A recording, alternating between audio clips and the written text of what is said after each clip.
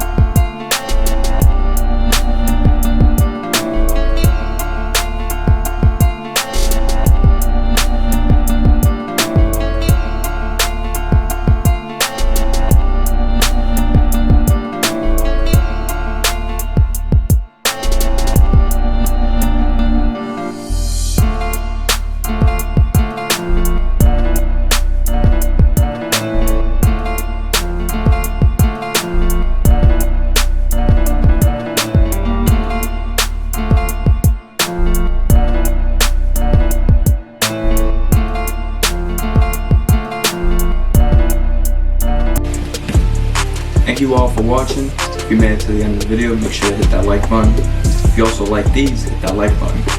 It means a lot. Also, if you haven't already, subscribe to my channel.